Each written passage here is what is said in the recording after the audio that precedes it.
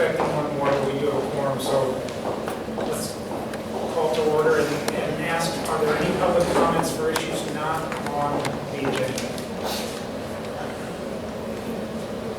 If hearing none,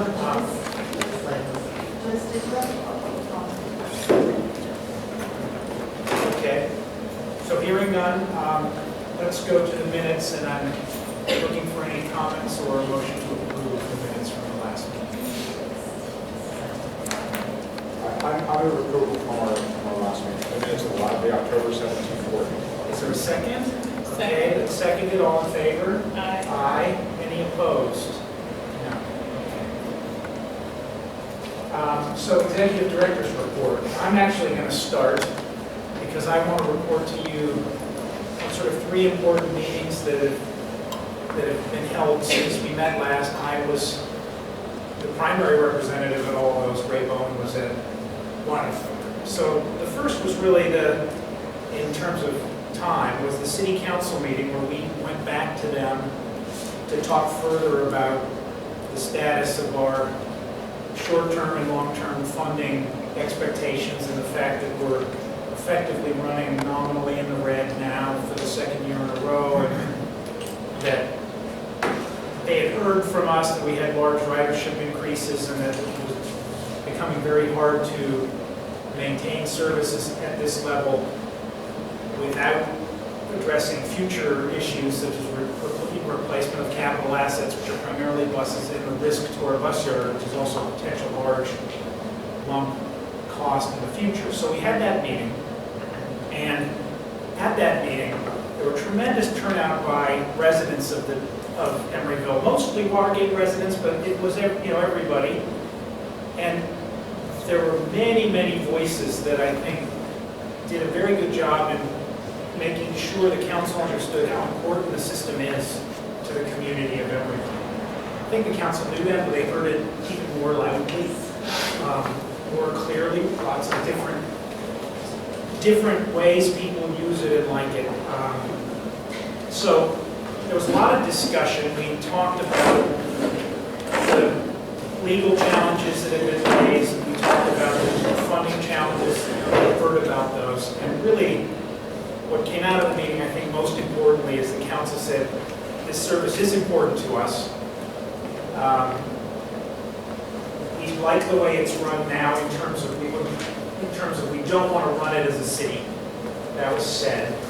They all acknowledged it was meaningful and it may need help of theirs or others, but the finances needed to be addressed to keep this valuable system going. And so they chose to form a task force of community representatives and transit folk, they had sort of a brain trust of the city to try to help talk about this stuff and how to fix the problems that people believe exist so that it can continue in the future. So there are a number of community representatives on that task force. These two women are on the task force. I am. A number of business leaders. Francis Collins is on the board.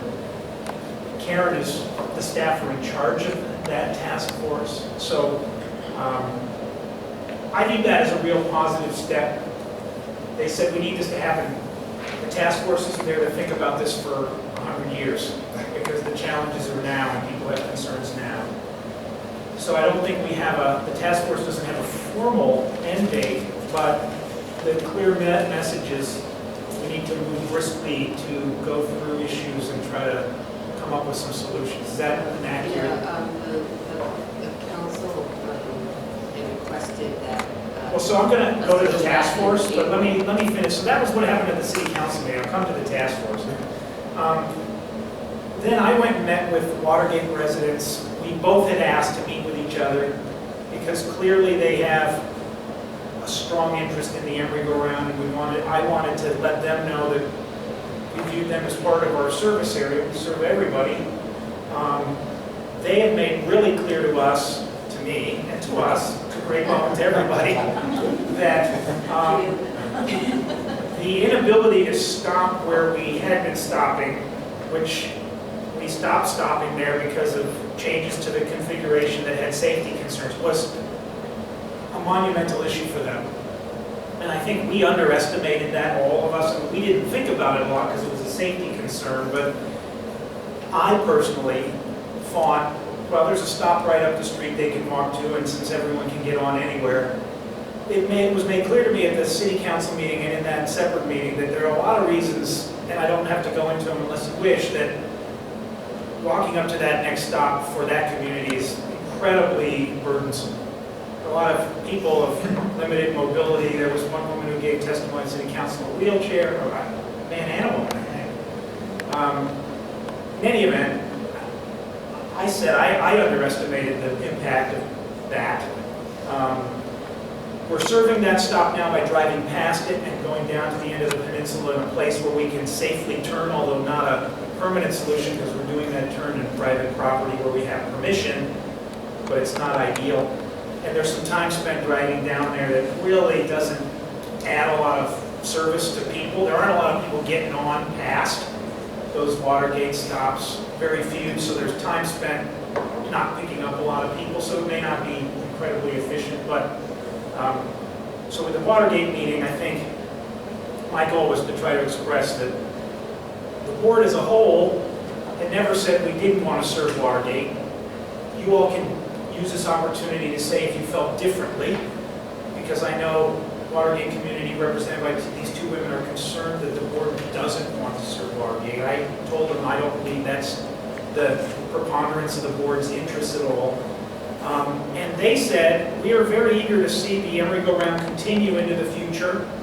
So if you need our thoughts or our political assistance in trying to make that happen, whatever way that is, that can take a lot of forms, but we understand you need a financing vehicle into the future, and we want to help do that because we care about the service. And I thought that was the substance of the meeting. Do you women have any different opinion? I would like one tiny little thing. The loss of the bus service for seniors and disabled people who are not driving at all immediately caused isolation to set in. In other words, their ability to get out of the Watergate was taken away. And that's a very serious matter. Yeah, one of the things the community made clear at the city council meeting and in other meetings is, I think all residents, because it's not just Watergate, I mean, other residents are getting on the system and using it, but the Watergate people are most active in speaking lately. They've mentioned that they use it a lot for connectivity in the city, that they use it to go shop and so forth, and that unlike many riders who are using it to and from work, although they're retail travelers too, that they're actually using it to support some of the businesses that are contributing to the budget today. So that was that meeting. And then we had the first meeting of the task force. And as I say, it's like 15 people, Karen. I mean, that kind of number, it's more than 12 or something. It's a decent size. It's pretty about enough people. And the goal is to try to address the issues, and Karen succinctly put them, I think, sort of short-term and long-term financial challenges, which we are all aware of. But we shared with the task force, we're operating in the red, that's not good. Service demands seem to be growing, that's good. Everyone wants more use of transit, but that costs money. The PBID expires in 2016, and is that a funding approach that can be pursued into the future? Are there alternatives? Sales tax, parcel tax, government funds, city funds. I think there's no limit in terms of what's going to be considered, but we can't take too long to consider it. What I would say is, at council and then again at the task force, the mayor who's on the task force reiterated strongly that the council's not interested in a sales tax, nor are they interested in running the system as a city. I would mention all 5 council members said they opposed this. And so she shared that with the task force. Now, that doesn't mean the task force can't discuss the sales tax, because I know Mr. Collins is very interested in seeing that discussed. So that hasn't been discussed yet. It was started to be discussed at this first meeting. So the first meeting was more getting people's ideas on the table. residents from Watergate said they see value in the system and that conceptually some Watergate people might be interested in contributing economically. At least that was an interesting comment. There was at least one person on the task force from Pacific Park Plaza, the large residential tower, another large density of residents, and speaking for himself, he said, I would do the same, you know, but these are individuals speaking, it's not their homeowners associations, but that's how it starts. You start educating people, and at least they're all aware of the system and that they understand it costs money for somebody. So, Karen, do you have anything else? I mean, the task force, I think, is going to be helpful. The second meeting will probably be more, you know, objective, action focused. We were more talking about what is everyone's interest and comments in the system. But is there something else that you'd like to add about that? What I was saying, started to say before, is that when the council established the task force, they directed staff to bring back any recommendations or comments regarding. Can you speak up a little bit, please? It's very hard for me to speak up. Can you stand up? Yeah, the truth pulls out, I'll speak. I'm sorry, I can't. That the council charged that the work that staff bring back recommendations or options for financing by April for council consideration. And so that was kind of the time frame that we're expecting the task force to be doing this work, time for us to do that. We think that 3 to 5 meetings is what we think will do the job. That's just kind of our thoughts, trying to keep it moving. I do want to say one thing about Jeff's comment about sales tax. I mean, this is a staff level task force, which really means that the task force is there to provide input and expertise and knowledge that that staff will be using to the council. And so since council was very specifically directed not to consider the sales tax, that's not something that we will be discussing at the task force. That's helpful. Yeah, because it's the staff level. If it was Got it. Yeah, the task force is not getting to make the decision or make a recommendation. Yes. So I just want to say that. So what I would like to add, 2 things. They are public meetings. So Actually, they are staff level meetings, but because of the interest in this subject, we are noticing them and opening them up to the public. But this would not normally be the type of meeting that would be open to the public. Similar to, for example, when the art committee has a panel to select an artist, or there's filters there before it gets really to the place of the public discussion. So because of this interest, we are allowing the council to say. I understand what you just told me. I came to a meeting the other day, yesterday, and on the last page of the paper I was given, it says we were to talk about these issues. And one was how to come up with money in the future, and it said a P-bid removal, voter approved city parcel tax, voter approved city. So you're now saying that the city council has taken some sort of vote that says you cannot consider a sales tax in what we say back today. 5 city council members said that they were not interested in pursuing a sales tax. I would just like to add on that specific point, it was not a formal vote of the city council. However, Karen said if you're at that meeting, each city council member in turn specifically said, I'm opposed to a consideration of the sales tax. Now, it was not a formal, actually, let's vote on it, but that's pretty clear direction. That's a wonderful direction. Some people may want to go another direction, and I think that's really silly given what one is trying to accomplish here. The task force should simply be able to say, here's X, Y, and Z. Gentlemen, think about evening council. Well, we're not the task force, so I appreciate those comments to us. I think what I wanted to say is I'm acting as your official representative. They are open to the public. any of you are welcome to come, but if any board members have strong thoughts about it, and I've just heard one, I'm happy to take those. We can talk about them here. You can advise me separately. I want to represent our board as effectively as possible in pursuing that. And so to that end, I believe our general discussion today, just so I'm telling you what I think we've said we want in big picture, is the system kind of how it is in terms of its general surface area and its general tenets, that it's free and efficient and reliable and all those things, are what we want to continue and propagate.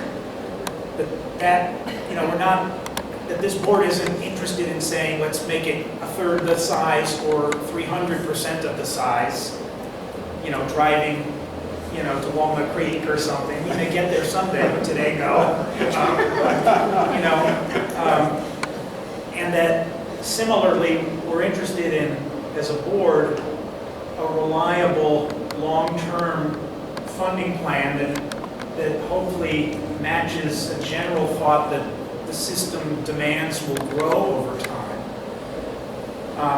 Just one second. So that those are the primary tenets, and that certainly we're all part of the PBID now, as a majority of us, and I know, Francis, you don't agree with this, but a majority of us don't have huge aversion to a PBID approach to funding. But they're going to be talking about the funding of the task force. So anyway, that's how I'm approaching it on our behalf now, and I'm happy to talk about any of that now or separately. I will say also, before we get into that, the task force, I made 2 specific recommendations. They didn't really act on them, but I said, please continue to, I think the task force should recommend to the city council and planning commission that anytime they have a chance to approve a new project, they should ensure that that new project is required to be part of the TMA like some of our projects are made to be. And they said that's sort of the policy, but I thought the task force should reiterate that. And I also asked the task force to recommend to the city that they immediately start planning to alter the Watergate turn so our buses could turn there safely again. Now, they didn't act on that because this was at the end of the meeting and people were tired, but those were things I recommended to the task force. Go. This task force that we went to, that was, people were just generally invited to it, I believe. Is that correct? Anybody from the public can come to the meeting? Yeah, anyone can come. The task force members themselves were chosen, a preliminary list was developed by staff. We tried to think about kind of different interest groups. So for example, Joyce is on the Commission on Aging, as well as the city's representative to the paratransit subcommittee of County Transportation Commission. We had members of the Finance Committee, members of the Economic Development Committee. We invited Rich Robbins, since he had been part of the shuttle from the very beginning. Jeff, as a member of the TNA board, Francis, because of your involvement with the Property Owners Association. We had a couple of residents, such as Bill Gruber and Betsy Cocoon, that either have been involved in, Betsy's been coming to these meetings for a while now, so she has expertise from that point of view. Joe and Andy. Excuse me? Joe Lutz and Yeah, Andy. Joe yes. Lutz and Andy have been very active in the city. Andy came and volunteered himself at the council meeting. Joe Lutz is a former planning commissioner. So we really tried to get people who, we thought had either specific expertise or had citywide expertise in these kinds of areas. And so what we did with the list was we kind of informed individual council members that this is who we're planning on inviting. Do they have any comments? And there was a couple of additions actually, based upon some of the comments by individual council members. This is an invitation. Everybody agreed to come, who was invited. general, there are people who certainly are not formally on the task force that have expressed interest. And House needed, and you're certainly welcome to attend as a member. Yes, ma'am. I just wanted to second or affirm something you said. As a member of the Paratransit Committee or the Alameda County Transportation Commission, I've seen a lot of costs for transportation in the different cities, and there are several cities that have smaller bus services like ours, and we are extremely efficient and effective. Mr. Chair, before we leave the task force, one last technical point, perhaps, Karen, for the public's information and ours, the future task force meetings, Karen, are they scheduled on a regular basis or are they scheduled on an ad hoc basis? Right now it's an ad hoc basis. The next meeting will be 2 weeks, a week from this coming Monday. So it's the 27th of January. And the next meeting is 9 o'clock at City Hall, and the Garden Club will be here. 9 a.m. 9 a.m. Thank you, nice to meet you. So any other questions or comment, or we'll move on to the rest of the executive director's report? When you talked about the change to the turnaround area, I think that they're really waiting. I see on the calendar that there's going to be discussion about the Watergate stops, and I do know I've heard a number of times from different people, from probably city council members, and I know definitely from Maurice, that they want some indication that these stops are going to be continued, and they don't want to put a lot of money into changing the street and then 4 months from now have your consultant come back and say, oh, those aren't important stops. They're not important in the business community or whatever your direction was to the consultants. You can discontinue them, and then the city would have put in all that money. So they want some direction from a sense of the board that the board is intending to continue those stops. Well, so I'll speak frankly to two things. Maurice isn't in charge. No, I And so, realize that. I mean, what he wants, I don't want to get into it, but I don't believe he's the decision maker there. And I think what I tried to do just now is, I don't believe the board has ever or continues to have any concern about serving Watergate. Our concern right now, and I've shared this with you, is just will we even exist in 2016? Because the reality is, if the PBID goes away, the best information we have from the city is our sort of source of committed revenues is 15 to 20% of what they are today. Meaning, if you don't propagate the PBID or find another source, the system sort of ceases to exist. So I don't know how to make permanent promises, but I hear what you're saying, and so if anyone on the board doesn't believe serving that stomp is appropriate, I'd like them to say so. I don't think we've ever said so, but I know clarity there would be important to you. It is on the agenda. Okay, so we'll It talk is about it on the later. agenda. I was thinking of like that feedback. Yeah, well, so I think- I've got that from several people I've talked to. Yeah, so we're trying to, It's an agenda. yeah, okay, so, Okay. So, Brian and I do have an executive director's report. First of all, I want to remind folks who are here as members of the public to please sign in. There's a sign-in sheet right here. I also want to recognize Chris, I'm going to butcher your last name. Yes, Emily is out on maternity leave, and Chris is standing in, so welcome to our board. Just one item I wanted to share, particular since it was brought up. Can everybody hear me? And is everybody frozen? I do have an extra jacket.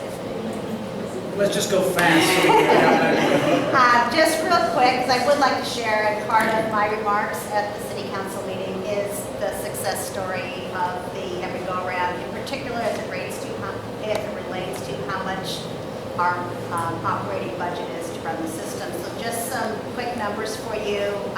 Last year, we were at 1.6 million riders, boardings per year.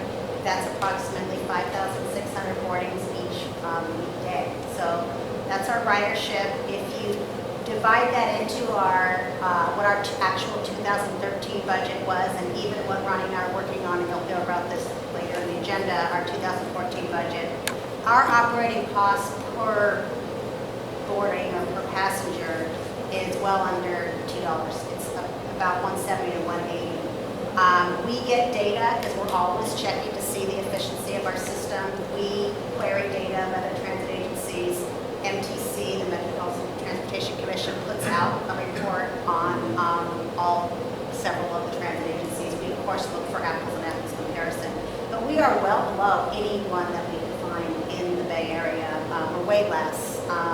Most cases we're half, and in a lot of cases we're a third less, if not a quarter. So I just wanted to share with you and applaud our successes on that, and that was relayed at the City Council meeting. Moving on, we did, over the course, and I know it's been a few months since we've met, Director Collins did request staff to agendize the decisions regarding how we make decisions on our routing and our particular, the stops at Watergate, and that they were stopped. So that is on our agenda for today, and Director Collins, if we didn't answer all your questions today, please speak up. I did bring a copy of your comments. So we did try to at least provide the history, and we can discuss the process under item C on the agenda. The next item, and I'm just going to keep going in the essence of time, just please feel free to stop me if you have any questions. The next time I want to report on, these don't need action items today, it's just part of our executive report ongoing services. You know we have a vacancy on the board for residential member. We have a ad hoc bylaws committee that addressed that situation. It was made up of Chris Freeze, Bob, Francis, and Al was on it, but Al is not with us anymore. As a result of that meeting, we were requested to, and we brought that recommendation to the board, and it was concurred, to further reach out to not only the residential members who pay directly to the PBID for that position, but also residential members who are assessed vis-a-vis unit as opposed to square footage. Ronnie and I did that. We sent letters, we called. We still did not get any interest to sit on the board. So our recommendation is to continue per the committee's recommendation, which is to leave the seat vacant until May. But our request between now and May is that we convene the ad hoc bylaws committee again and discuss whether or not prior to May we also want to put together a potential bylaw change to address that vacancy. So that would be, we will reach out to that committee and schedule that. So if there's no questions on that, I'll move on. You are aware, I believe, most of you, that we did hire a transit consultant, Sarah Pierce, to do a study for us. It's underway. Their effort is focused on looking at our service area and seeing whether we can run our budgets more efficiently. We do that on a regular basis. Ronnie has come up with her own ideas. These folks are looking to see if it validate or give us other ideas. So that report's underway. We took counts for them prior to the holidays. They noted some what they call holes in the counts based on some of their findings. They wanted to have some counts verified as well as some additional counts made. We got held up because of the holidays, because the ridership is not typical. So our operator is sending folks out, and we hope to bring this to you, and Mayor Pierce hope to attend our next meeting with any suggestions on any rerouting that they think would make our systems more efficient. And there's precedence for this, where we see ridership spikes in certain areas and less in others, and whether or not we need to add more buses or change our routing. So that effort will come back to you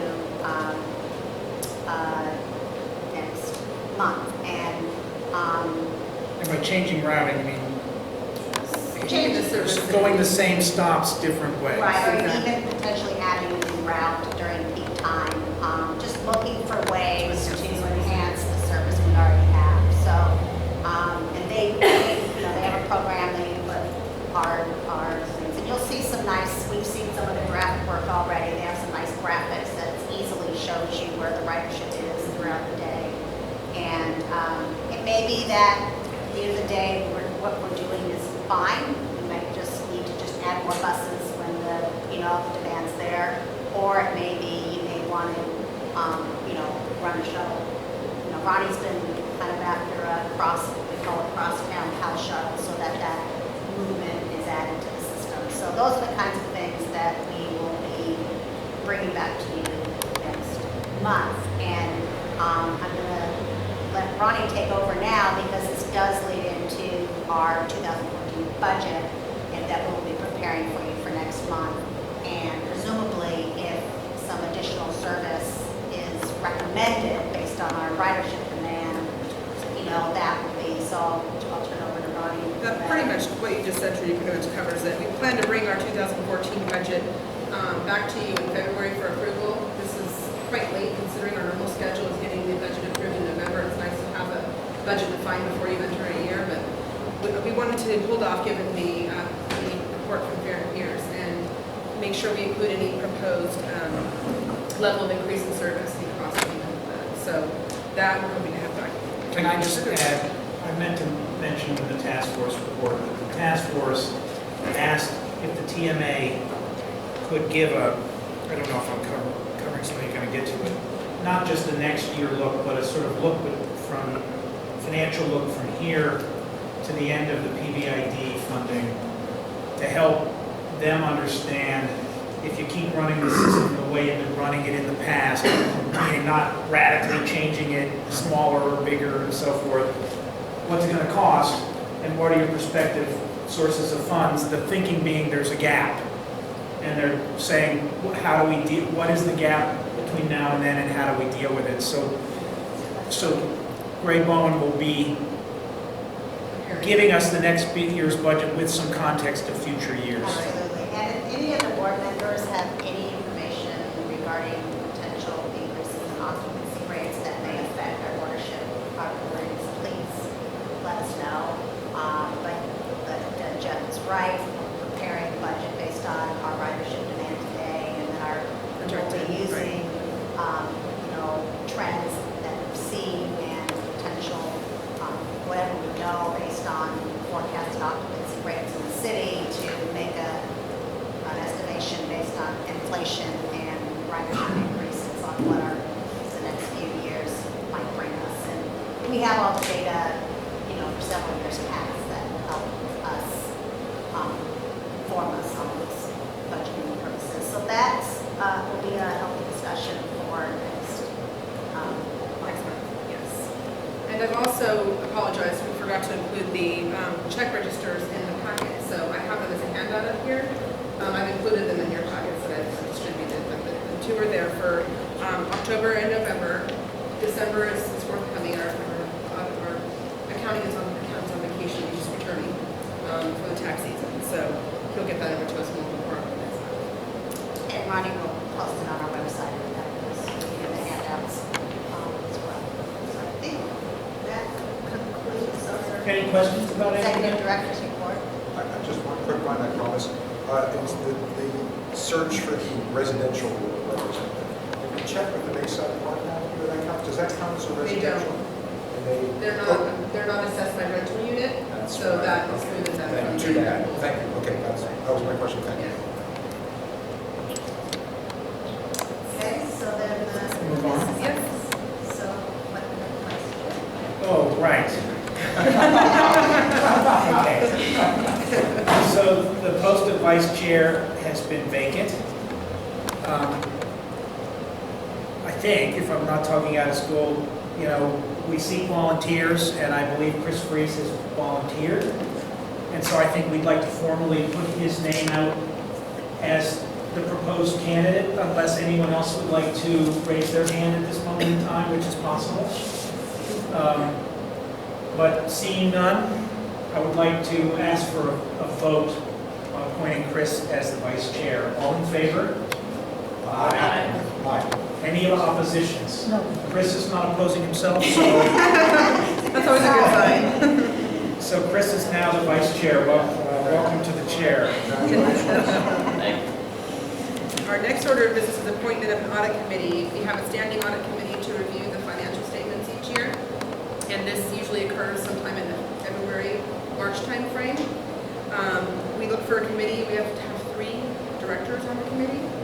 And the role of the committee is to just review the financial statements, participate in the audit review committee, which consists of the committee members, the auditor, and the accountant, and of course us. And then to make a recommendation to the board to accept the auditor. So how many meetings is that? 1 meeting. It's a review. One committee meeting One committee annually. meeting. How many people do you need? 3. And one volunteer was already. Francis. Thank you, Francis. Unless anyone objects or wishes to fight for the privilege. Just as a point, you can have more than 3 if you want. I think it's a minimum of 3. You can have more if you want, I believe. We could have more. I'm We have to not- have a minimum of 3. It's a We can't have more than minimum. 5. No, I'm not actually, because this is one I'm not put on. You can't. But I think you're the treasurer, so you would be the only one excluded from that. Oh, okay. Right, yeah, just They're looking calling you out. at the bylaws, the treasurer cannot be on the audit. Then in that case, I should have shucks. Sorry, Bob. Okay, so we've got So Francis, I'm going to Chris. say the 3 gentlemen at the end we're adopting without exception. The chairman's appointment. Any exceptions? Chris, and Francis. Chris. Perfect. Thank you. Okay. Moving on. By the way, I just want to point out, you mentioned this one meeting, is that correct, Jeff? Is it just one meeting? Yes. They didn't tell you that meeting lasts 4 days. It's one very long meeting. Sorry, you have to check the queue. Okay.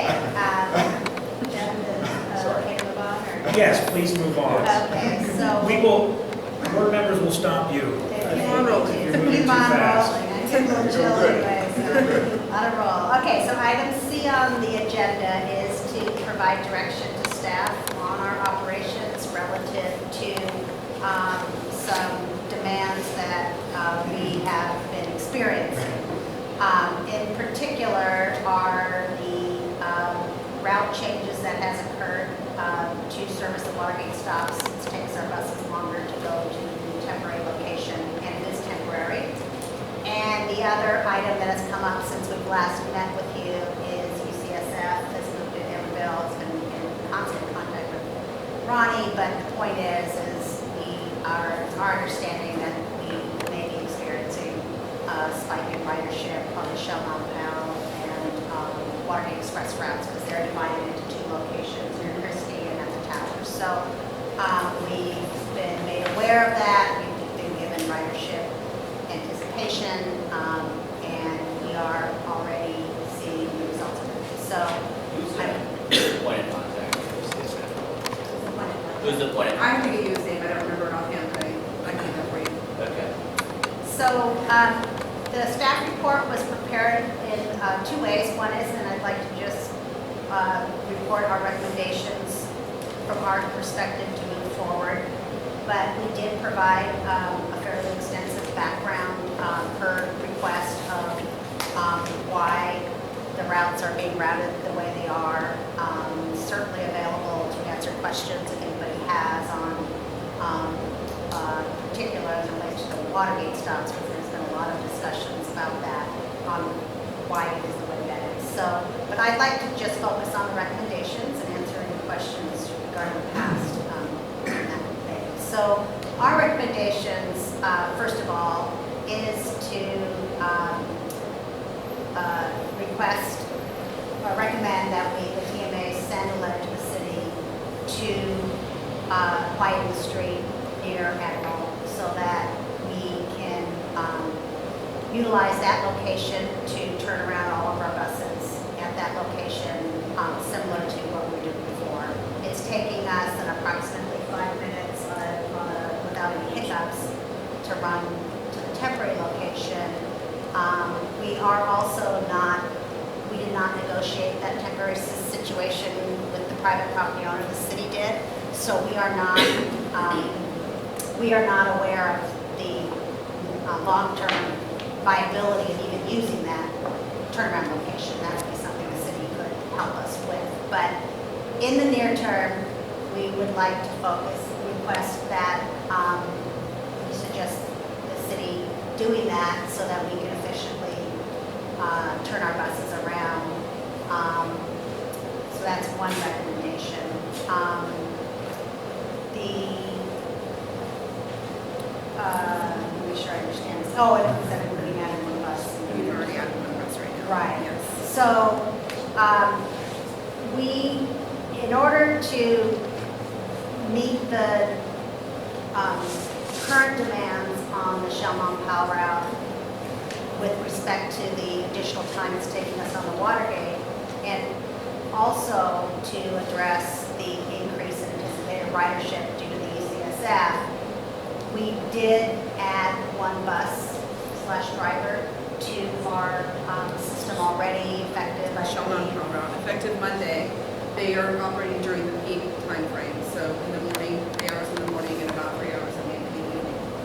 So And we're monitoring the ridership closely. right, and the estimated cost for that is approximately $4,000 per to do that. So we did send out an email about this, but this is our recommendation is that we continue that service, monitor it, and we will reduce it if we don't see the demand. But if the demand is there, in order to not put people at the curb, that's our recommendation.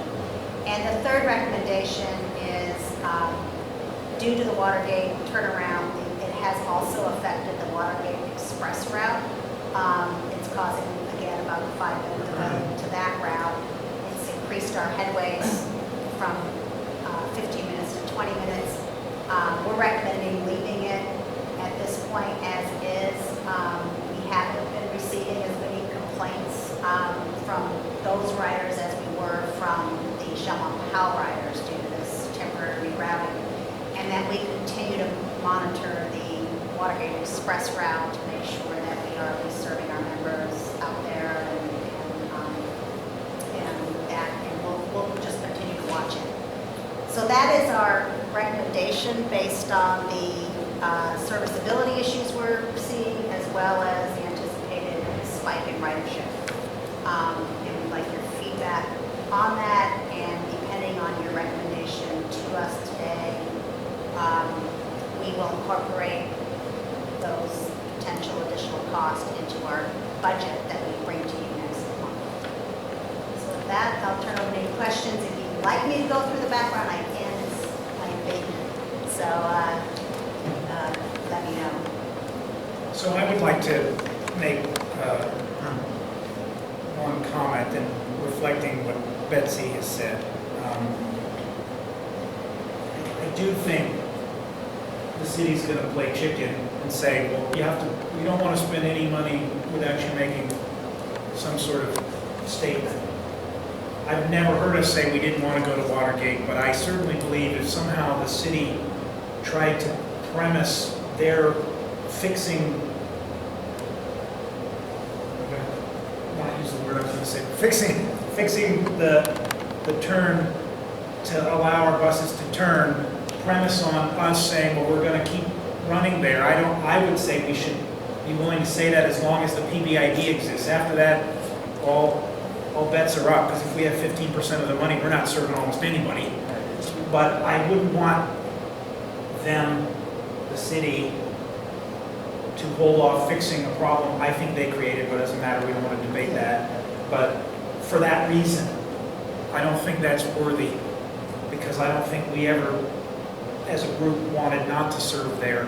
And I'd go forward and say, if as soon as that was done, I would like to see us turn and start going back there. I don't believe the extra time to go down the peninsula is today, given the ridership down that route, material enough to spend that extra time, but that's something we can discuss. Can I just Why don't we, yeah, go ahead. I've been told that the drivers won't drop off and pick up down there, and I've heard that people say, oh, it's 5 to 7 minutes or whatever, but I've timed the buses, I've driven down there. I mean, I watch the buses go by right in front of my condo every day, and it's a few seconds over 2 minutes to make the turnaround. And since they're not dropping off and picking people up, it's not like they're held up by people at the other end. People apparently have asked, and the bus drivers won't do it. And I'm not saying they should, I'm just saying that doesn't enter into the time. And that it's a relatively, and also I think it should be a temporary thing. I don't think I'm not saying I think it should be long-term, I'm just saying that,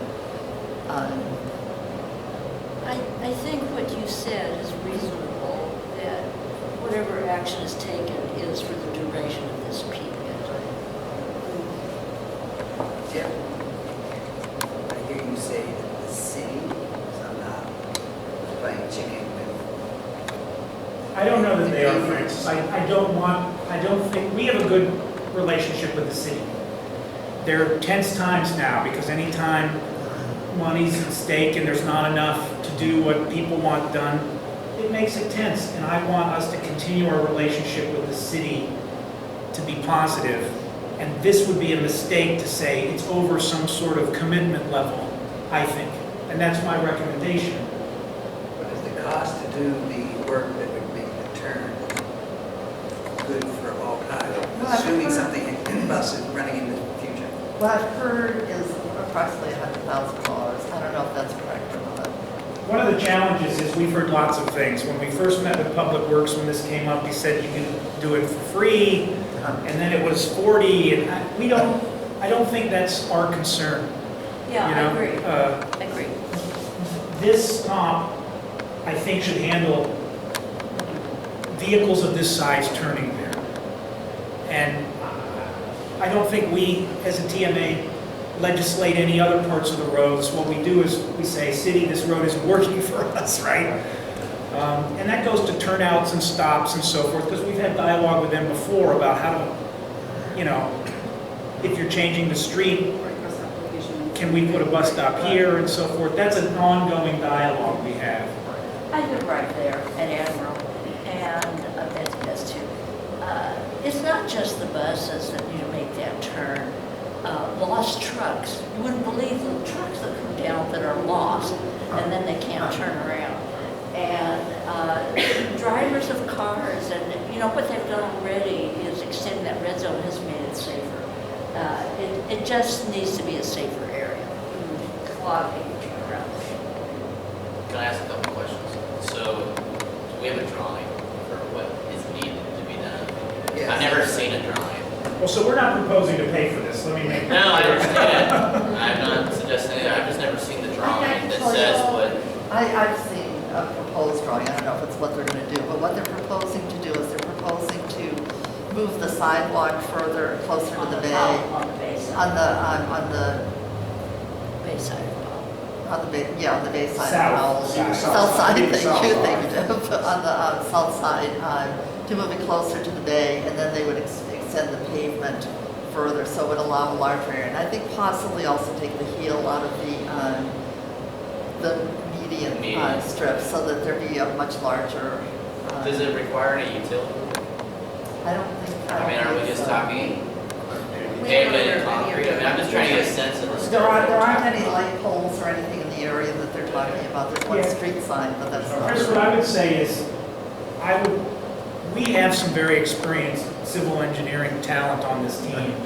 And what we asked to begin with was, city, you're in charge of the streets, engineer it, we'd like to review it so that we agree the buses can turn around. And I think you have interest, like you don't want them taking all your property away on your side. I'm imagining that's a concern. But so I think we would ask the city to share that with us for feedback, and we could provide it to any board members that are interested. But it's really a city street. They need to figure that out. We could just tell them, that's not going to work, which we've already done for a couple of their scenarios. And we gave them our specifications of turning And I would tables for say, our I buses. think that this is discussions to have. We don't need to get into who said what when. Certainly the buses are making U-turns there now. So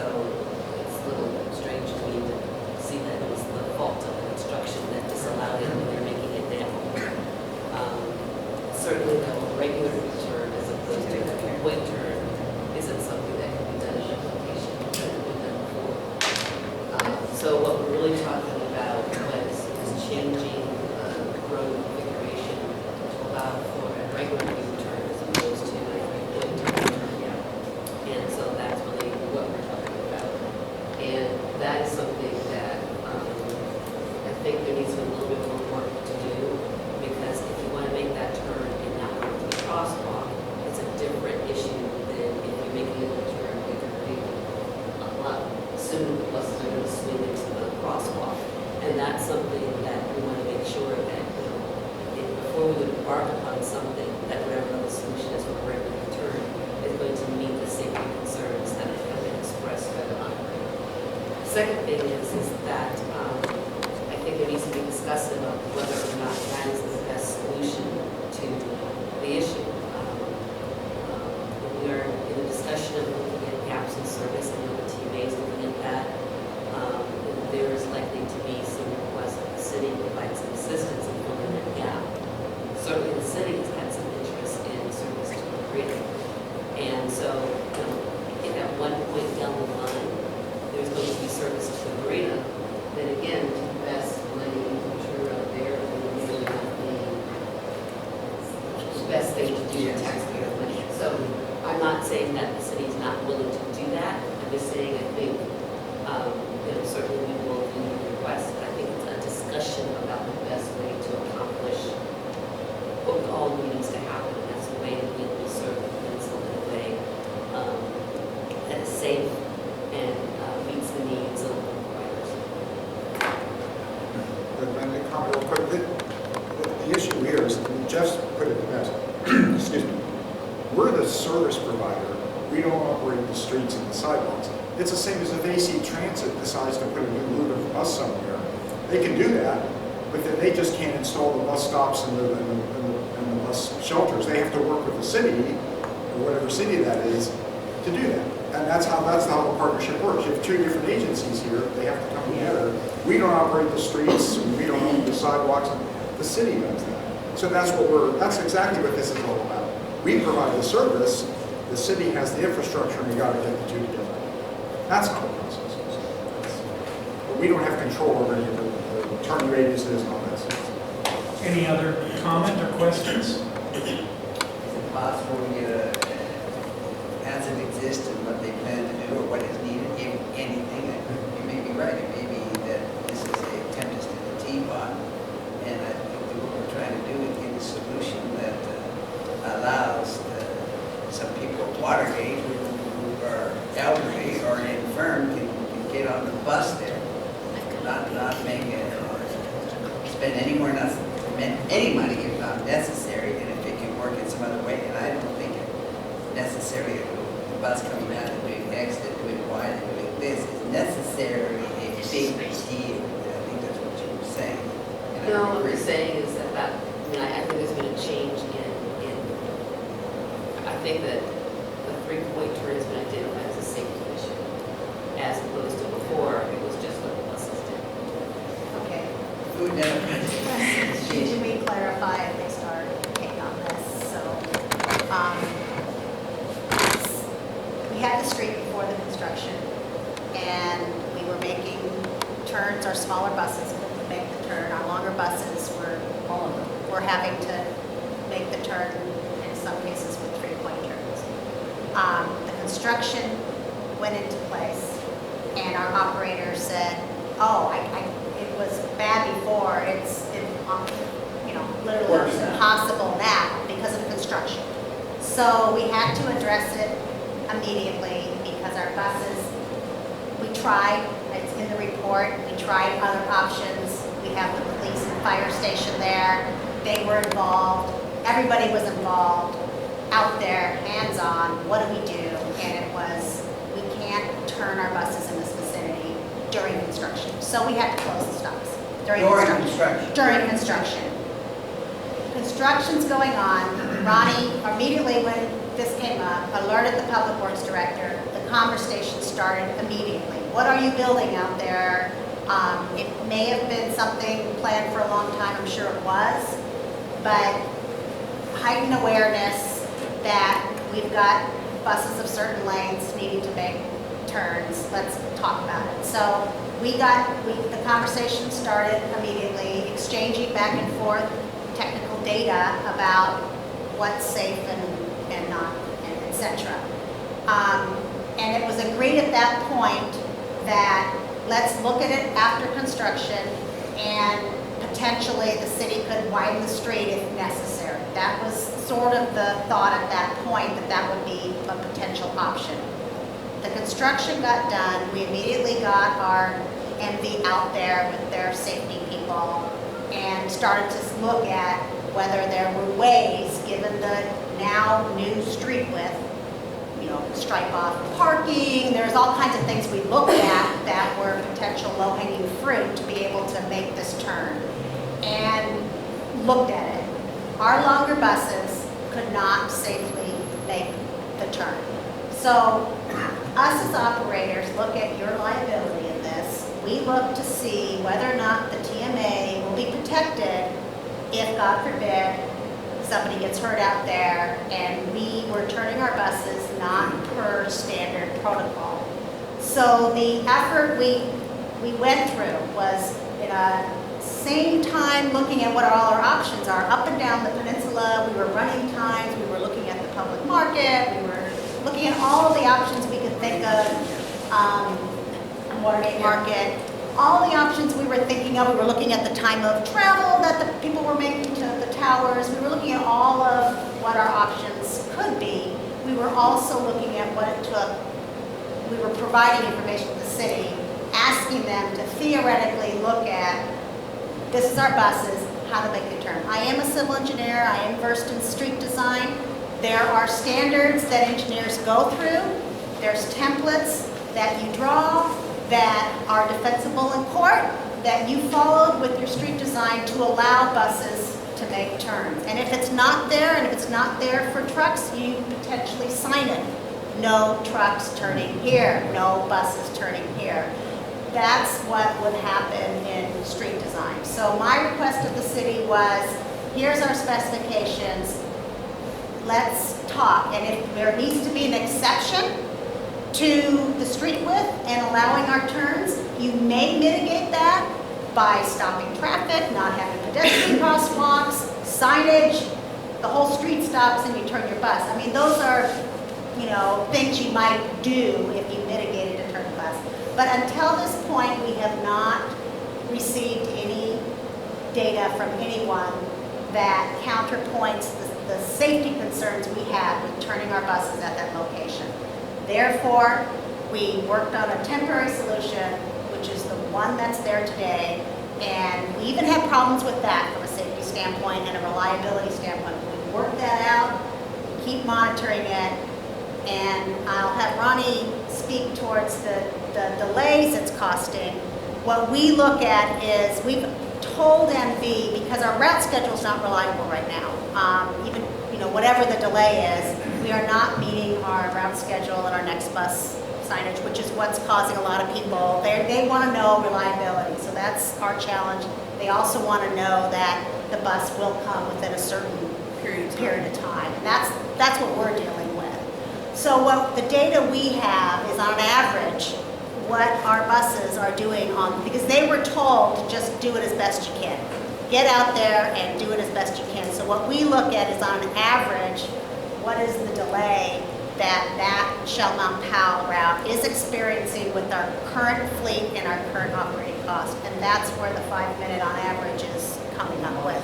Maybe not just the peninsula, but it could be the ripple effect of adding an extension of service in that direction. You also have the change at the bar end of the station where you have to go all the way up to, We do have to go. where you have to go up to, around because of the bar. yeah, you get a stoplight there and then It could be a that's multitude of time things. also. It could be a multitude of things. So today, the request is, what is the, I know we have long-term challenges, but we have these near-term challenges. And the near-term challenges is the direction we're asking for today. The second piece to the puzzle is the viability of even the temporary location as well. And I look to the city to, report on that as well. So that's the one option, we're requesting is the viability of widening the street. And we do not know the cost. We have not seen. We heard some costs early on. Maybe Karen. It doesn't matter. Whatever. I mean, we have enough issues that we are in charge of that no one else is managing for us. We work as a partner with the city. I don't think we can take on all that. I hear what you're saying, Karen, that maybe the city will kick in money and say, well, we'll kick in this money if you go down the peninsula forever. But that hasn't really happened yet. And so I like to just deal with what's happening today. We ran this route forever going on this turn and turned it this turn. We have not seen lots of boardings down past it, so maybe that'll change, or maybe someone will pay us to go down there even though there aren't boardings. But I would like us to say, we'd like to restore the ability to turn safely here, and we'll turn, unless we hear other facts, we don't need to go down there because it's not cost justified today. It's time and money for very few boardings. Now maybe we'll see that there are lots of demand down there, but we have to just try to get back to where we were, I think, which is being able to turn there. And I think we should ask for that to happen. If the city wants to bring facts like, oh, it's so expensive, or there are other options, great. But we need to tell them this is what we want, so they react to I'm not us. disagreeing with you. Yeah, no, I'm just saying to our board, And just to be clear, we have instructed our operator actually not to allow boarding for So, the because it's on private Because property. if this is a temporary situation, we don't want to start having a bus stop there and then take it away later and have a. we haven't established on our route guide a bus stop in not temporary, so we haven't, it's a temporary turnaround location. It would potentially even add more time. We do get some occasional requests, I believe our drivers have said, about, okay, so we really don't know. They might be doing, the drivers might be doing it, but our restrictions are not. Why don't we just let you two in? I think she has the city at heart. Hey, Kristen, I think she knows what she's talking about. You're a civil engineer. Why do you're not even, we're the civil engineer Well, right we're there. not in charge of the streets. The sheep is so. No, I know that. The I'm city's just word. saying, talk about is, you know what you're talking about. So my recommendation, So do we have a motion to recommend the staff recommendation to us? Where are you at with your conversations with the city? Have they not responded to your, or? my recent, I have asked, one of the questions I've asked recently, in preparation for today, was if you were going to widen the street, how long would it take? So that we knew the potential impacts and the ability for us to even do what we're doing today for another construction project. But no, I have not received any new direction. So the question today really is, the recommendation would be to formally request the city to let us know whether that's a viable option or not. And I've amended it to say we're willing to make it clear that through the end of the PBID, we are planning to service this stop so that if that's a concern about spending money, we remove it. Okay, so that would be added to the recommendation that you concur that we've already added service this week that helps to mitigate not only this issue, but also the potential forecasted peak in ridership, which is an extra bus at a $4,000 per month estimate, and that the Watergate Express will continue to see a delay in service with respect to our current route guide, and we will monitor that. And potentially next time, we not only will incorporate all this to our budget, but we may need to revise our route guide. We'll have to address that when we get there. You also mentioned signage and striping as a, It could be part of the solution to widening the street. instead of lighting the street, having a sign that says when the bus is turning, you need to stop or something. I personally have not seen that on this type of a street, that kind of a signage, but it's generally the opposite. It's no truck, no U-turn, sort of thing. But I think the city should take into account all options they can think of to take, what we're talking about here is taking care of all those, the auto, the pedestrian, the bicycle, and the transit service. And how you design it to efficiently take care of all safely is what we're talking about. I would like to not have just staff and Karen resolve the issue. As a director for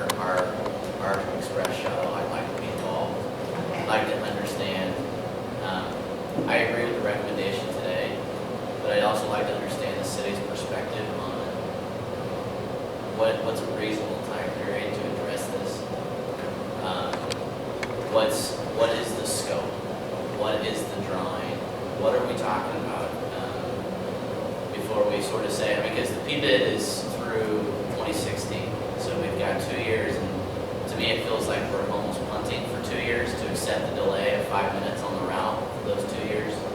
So I'd like to understand the facts and the options. Chris, I feel just the opposite. I view this recommendation as trying not to punt. Change it now, as soon as possible, and if they want to say why that doesn't make sense, that's fine. Let's start the But, so I'm viewing this recommendation as, that's what we're saying. Fix it as soon as you can. But there's no, I guess, but we're saying we're going to continue to operate under this temporary solution through 16. Until they fix it. Until they fix it. Until they fix it. And Okay, I misunderstood. Yeah. Yeah, the recommendation includes mitigating the impacts to the Shelburne Powell route, and it includes monitoring the impacts to the Watergate Express, and you'll be hearing a continued recommendation based on that monitoring next month. Sure. Okay, I'm And if sorry. you Sorry, have I any, misunderstood. yeah, feedback between now, please let us know, but that's what. I don't think, my feeling is, we want to get it back to what it was as soon as possible. What we think of as normal.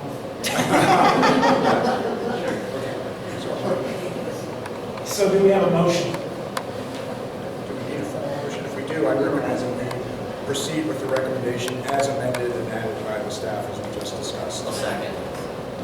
All in favor? Aye.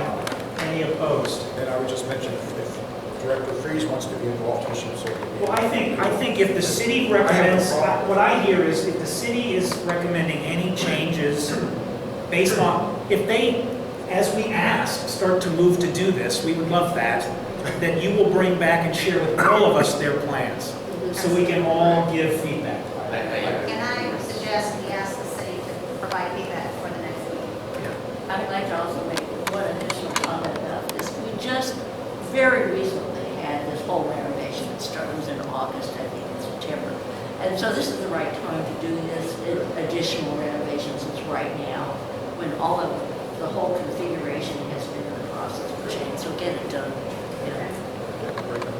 Yeah, I believe we want to express a sense on our part of urgency, if that's not clear. Okay, what's next?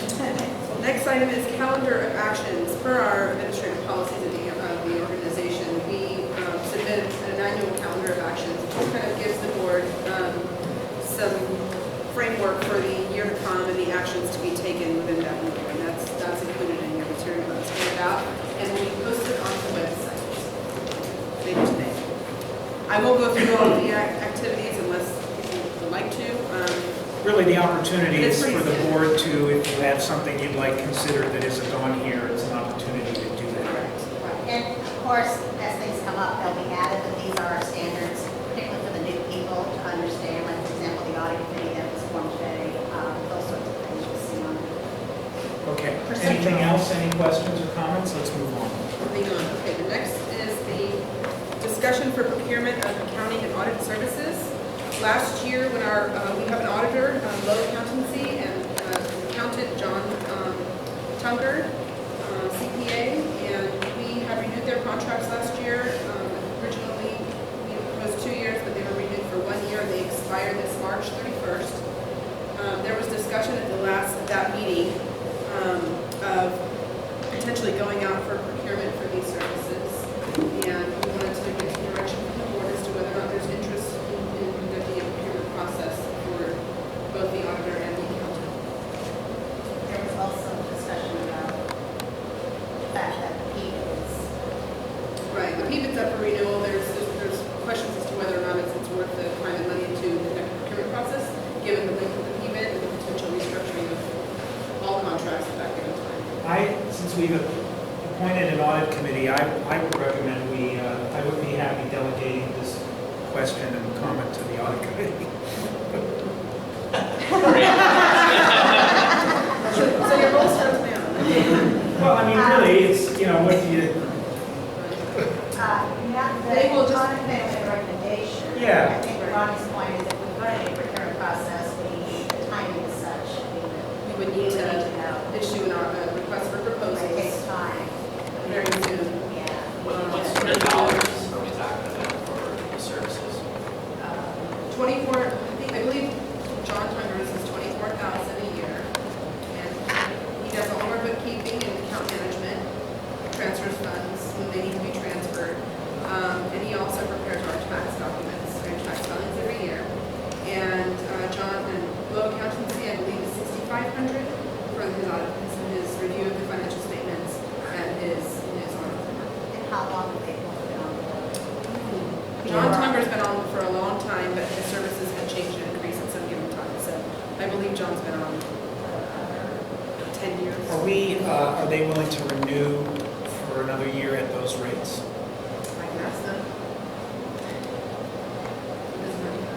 I think if they're willing to take those same rates, then we don't need to go out for bid for services. Can you enter contracts with notice? Sorry, what was your question? Are the contracts for a year long or is it a 30-day, month thing? Like We usually do a year, or in some cases, we do longer than a year.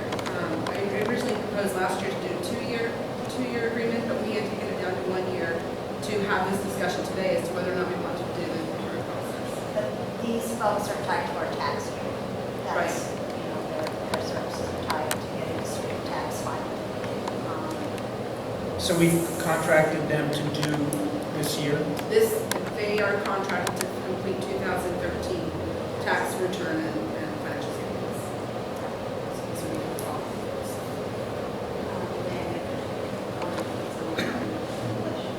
those. Well, so I don't hear anyone saying we necessarily need to go to market for the next year, and so I guess I'll revise my recommendation that I'd be comfortable with the audit committee recommending the terms of engagement with the people that are here, and bring that back to us, but that you don't need to anticipate a public, the process of bidding it out for a year. Okay. So we'll come back to you with Is there any contract. discussion or exception? Can we move that without exception? I don't hear any exceptions. So the next item is per prior discussion, I believe, at the meeting in October. We did send a letter to the city in November requesting a audit to the PBIT accounting that they performed. The letter included several questions. One was about just an annual accounting and balance sheet for the PBIT over the years. We requested it dated back to 2007. We requested an accounting of the administrative cost, and we also requested a look at the assessments per parcels, just reviewing that they've been done properly per those in the PBIT boundaries. The amounts are correct, and that for those that haven't paid, just proper documentation has been administered. We also requested a look at the timing of when they can get our installments, and those types of questions. All of them are tied to our funding agreement that we have with the city, between the TMA and the city that entered into this shuttle bus service funding agreement that was entered back in 2007. So all these questions are based on the terms of that agreement and the ability for the TMA to request an audit of those financials. So with that, I've been in discussion with Karen to give us an update on that response. So I'll Karen. start with the payment. I think going this year and moving forward, I think when the city makes the payment to be much more regular. In the past, the county didn't apply the money to the city on a timely basis. They kind of did whatever they wanted to. And previously, the city was a little bit reluctant to kind of provide money that we didn't have, so to speak. But this county now is on a more regular schedule. We are getting the money we said we are getting the money we were supposed to be getting the money. And so therefore,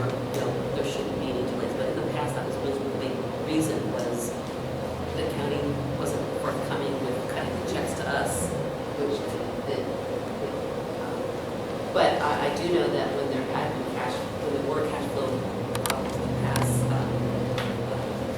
provided to the city, there were times that the city did agree to front the money, but it kind of depended on what your reserves were, in terms of your cash flow.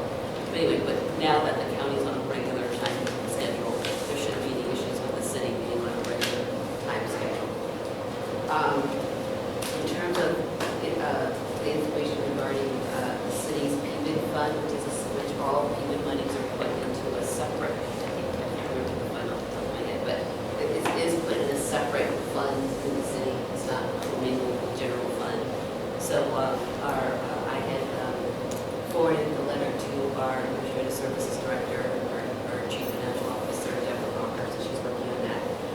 And she also is going to be amending the scope of work of our current administrator of PBID and BS Solutions, going to do the audit that you're talking about in terms of looking at the parcels and levies.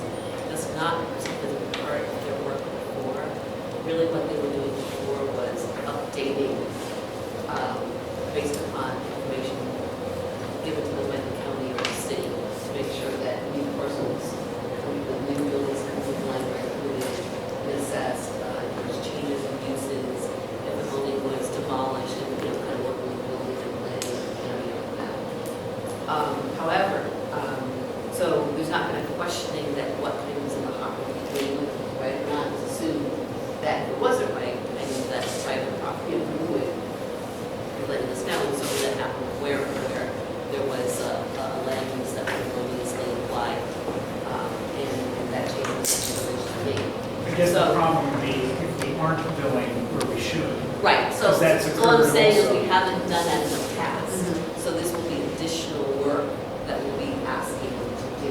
And Deborah's in the process of talking to them, committing their scopes. Now, I can't give you a specific time frame that will be done, but, it's something that we just talked about last week, kind of coming back from the holidays, and to go forward and do this. And part of it is talking with MES to get a sense of how long they think that will take. Because there's quite a few, if it requires in some cases, which we've done before, actually driving by buildings and that kind of, that level of detail, that's a much more expensive and long-term than kind of doing, sampling of parcels to see if there seems to be, so it's like, it kind of is like, what's the level of effort? So we're going to talk to them about that and talk to you about exactly what the level of effort is. Because to look at every single parcel is, there's probably no more than me how many parcels there are in the city. Yeah, several thousand. Several thousand. But by the next meeting, I'll certainly be able to tell you the time frame that we're expecting it, and we'll have something a little bit more definite about talking to you about what is the expectation of the level of check. Well, Mr. Bishop, I have a couple questions for you. With respect to the parcels, I think the letters requested that if it does require additional services outside of your administrative costs, to scope that for us and let us know. If you anticipate, charging the TMA, because we did not budget for paying the city to do this effort. So we would need to get that. Charge to the TMA, it would be a charge to the PBID fund. Which is Sort of the same thing. tax revenue. And From the we top didn't, of the tax revenue. it is money that is, So- that is cost of things like legal fees, and not necessarily used. So it's not, so I have to foresee, it may be additional cost, but it might be additional cost of Well, money on that all not, these kinds of that is efforts. not budgeted to be, that is budgeted as kind of if we need it.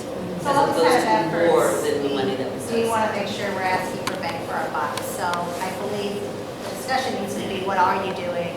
And is there perceived holes in what you're doing? And by And the then next we can meeting, I'll decide have those what. answers. Well, I'm resistant to punt it to the next meeting on that item, as well as the PBID, the balance of the PBID funds, because if there's, your accounting, you have a separate accounting of the PBID funds, and again, we've asked for it back to 2007, if there's some balance there that, we can use, We'd like to know that before we prepare our 2014 budget. That, I mean, that's not a hard thing to do, I'm talking about the person. I understand that. I'm So not talking about. that would be my question. With regards to the parcel by parcel, I know there's several thousand parcels within the PBID. This is just a recommendation. There's not that many that are assessed that pay because they're not within the proximity to the route. So just an advice, Actually, start with the ones that are in proximity. All the parcels in the city are, have liens against them. All of them. Because whether your proximity or not will change based upon your routing, and land use will change. So the way the engineer's report was done, every parcel in the city is included in the PBID. It's just whether or not the assessment is zero or more than zero. So I guess my request, Karen, is this is timely for us, which is, why we sent the letter back in November, because we knew we had to address potentially a deficit. We know we probably will have a deficit because of our increase in ridership for 2014. We've actually reported that to the city. And if there's actually a balance of PBID funds in the city, we would like to know that. So if there's a chance, at least that item alone, that you But could. the fund itself is not a hard thing to do, Right. because that's what we're going to our own knowledge, to our own ability to do. Right. When you're talking about looking at thousands of parcels, I mean, that's I the thing that is Do you have a not. time frame when you can get back to us on the fund balance? I'm sure we would have the time for you to include in the board packet for the next meeting. It could be much quicker than that, but I have to double check with Deborah. It's not, I'm not the administrative services director, so I have to check with her when she thinks she's going to be able to do it. But we did talk about getting it done last week, so I will ask her when she expects to have that done. Let's roll this all the way back. City is doing something in regards to more people being brought into, property being brought in to pay for the PV. What happens is, for example, there may be an empty lot, let's look at some of the construction that's going on now. When there's no building on the site, there's no assessment being generated. And so there's an ongoing effort to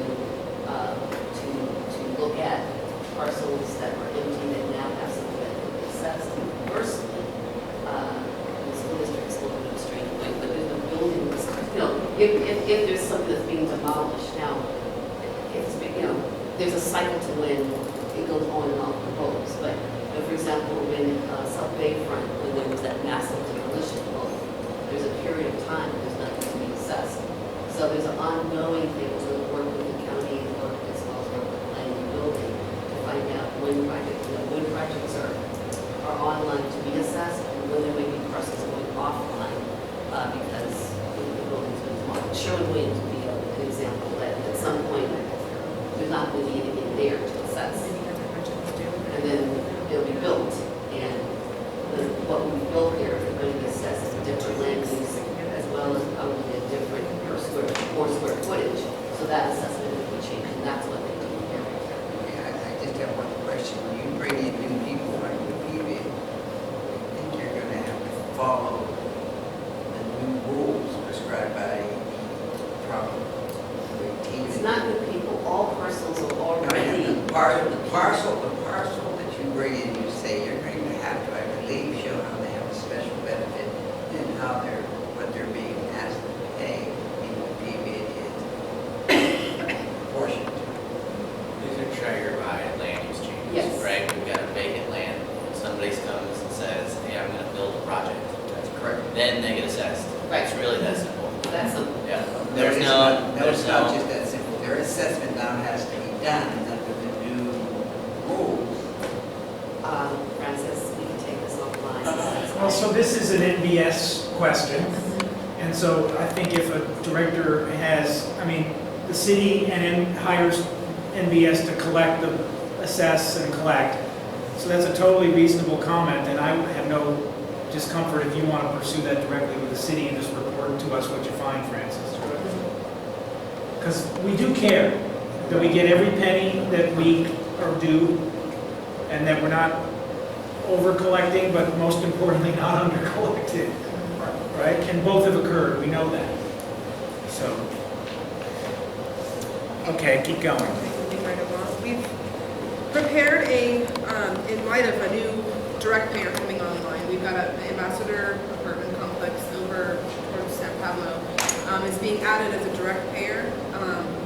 And they requested, well, per the city's condition of approval, a participation agreement, which Trudy and I worked with our attorney, Mike Conrad, to develop. This is a new boilerplate contract, which basically just solidifies their commitment to paying their annual dues to the TMA. And we propose that this agreement be accepted as a template to work with in the future to enter into agreement with any new direct payers. We're not going to go back and do the existing direct payers, but any company that comes online new, we would like to enter into this participation agreement. And to clarify, this is a non-PIVA issue. This is a TMA only TMA issue, only. direct payers that are not subject They're to not- pay through the PIVA. Correct. That's just a clarification, and I think there may have been some sort of a agreement in years prior that we're not aware of. But So this was prepared by our attorney and reviewed by you and, Well, we prepared, they reviewed it, and okay. Right. so. I'll move approval. Thank you. All in favor? Aye. Any opposition? No. Okay, the next item is the EBOT study, and I'm going to quickly turn it over in the essence of time to Diana. She has a few questions she'd like to ask you. Yes. So we get to put today's trials and tribulations aside and dream about the future. So, and think of your goals as all that you are. First, just a little bit about the EBOTS. It stands for the Emeryville Berkeley Oakland Transit Study, which is looking for ways to improve transit in Emeryville, West Berkeley, and West Oakland, especially to connect this whole area to itself and to regional transit, especially water. So, as employers, retailers, landlords, thinking long-term, for your employees, shoppers, and tenants, would you please answer 3 questions, and I'll say them all, and you can just talk. What trips could be better served by transit than they are now? And what transit problems would you like to see solved? And what transit desires or ideas have you heard or do you have?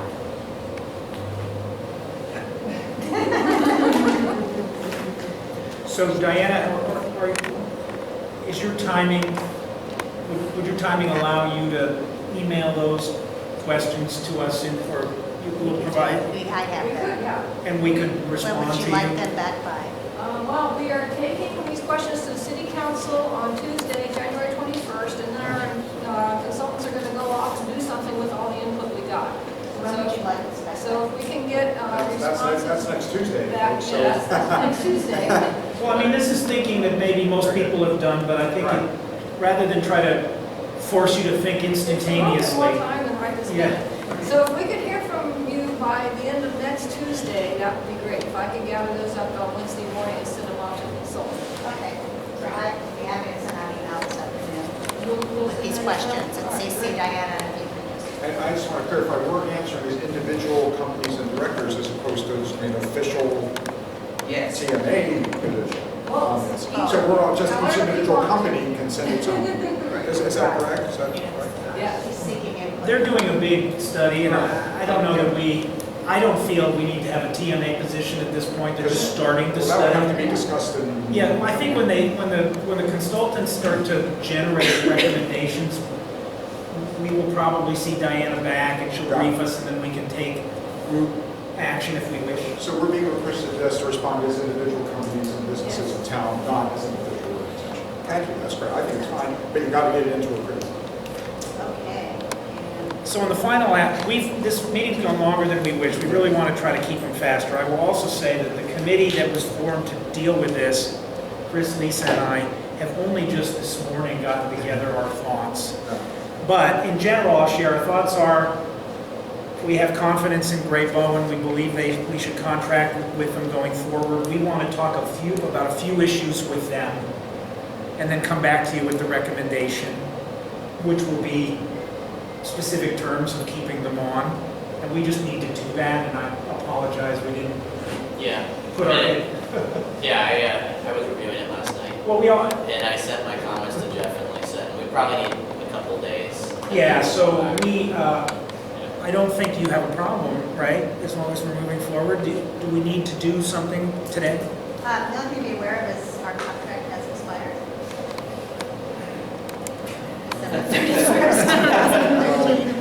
Okay, so I would recommend that we will bring back a recommendation to you at the next meeting, and that I would suggest we extend your contract from now till the next meeting.